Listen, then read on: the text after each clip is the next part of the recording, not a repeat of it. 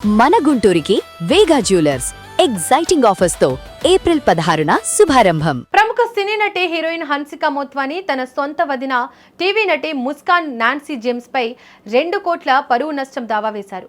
తన కుటుంబంలో జరిగిన వివాదాలకు సంబంధించి హన్సికను లాగినందుకు ఇప్పుడు కౌంటర్ గా హన్సిక తన వదినపై చట్ట ప్రకారం చర్యలకు సిద్ధమైంది. అసలు ఇంతకు ఏం జరిగింది? పూర్తి వివరాలు తెలుసుకుందాం. దేశముద్రు సినిమాతో తెలుగు ప్రేక్షకుల మనసు గెలుచుకున్న యాపిల్ బ్యూటీ హన్సిక మోత్వాని ఇప్పుడు ఒక సీరియస్ ఫ్యామిలీ లీగల్ బ్యాటిల్లో చిక్కుకున్నారు. గ్లామర్ ప్రపంచానికి దూరంగా ముంబై కోర్టు మెట్లు ఎక్కిన హన్సిక తన సొంత వదిన టీవీ నటి ముస్కాన్ నాన్సీ జేమ్స్ పై 2 కోట్ల పరువు నష్టం దావా వేశారు.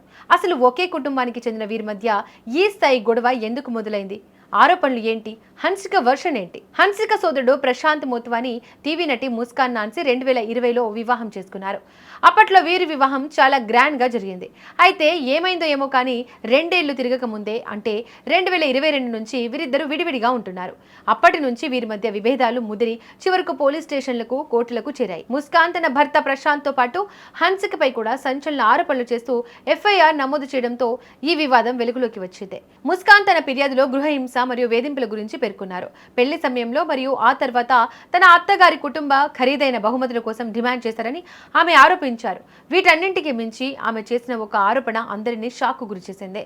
తన భర్త మరియు హన్సిక పెట్టిన వేధింపుల వల్లే తనకు బెల్స్ పాల్సీ అనే ముఖ పక్షవాతం వచ్చిందని ముస్కాన్ ఆవేదన వ్యక్తం చేశారు. దీనివల్ల కెరీర్ దెబ్బతిందని, ఆరోగ్యం క్షీణించిందని ఆమె వాదించారు. ఈ ఆరోపణలపై హన్సిక మౌనాన్ని వీడారు. తన ప్రతిష్టను దిగజార్చేలా ముస్కాన్ సోషల్ మీడియాలో మరియు మీడియా ముందు మాట్లాడుతున్నారని హన్సిక ముంబై సెషన్స్ కోర్టును ఆశ్రయించారు.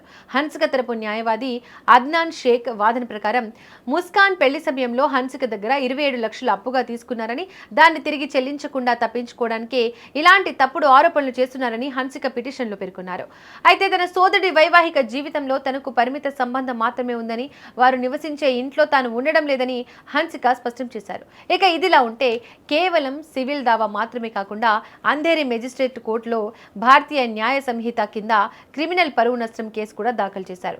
ఇప్పటికే ముస్కాన్ పెట్టిన FIR ను కొట్టివేయాలని కోరుతూ హన్సిక బాంబే హైకోర్టును ఆశ్రయించారు. ఇప్పుడు తాజా పరువు నష్టం దావాలో భాగంగా ముస్కాన్ తనకు బహిరంగ క్షమాపణలు చెప్పాలని, భవిష్యత్తులో తన పేరును ఎక్కడా వాడకుండా నిలువరించాలని కోరుతున్నారు. 2 కోట్ల నష్టపరిహారం చెల్లించాలని డిమాండ్ చేస్తున్నారు. ముంబైలోని దిందోషి సెషన్స్ కోర్టులో ఈ కేసు త్వరలో విచారణకు రానుంది. ఒకప్పుడు ఎంతో అన్యోన్యంగా ఉన్న వదిన ఆడపడుచులు ఇప్పుడు కోర్టు బోన్లో నిలబడడం టాలీవుడ్ వర్గాల్లో చర్చనీయాంశమైంది. అప్పులు, గృహహింస ఆరోపణల మధ్య నలుగుతున్న ఈ కేసులో కోర్టు ఎలాంటి తీర్పు ఇస్తుందో వేచి చూడాలి.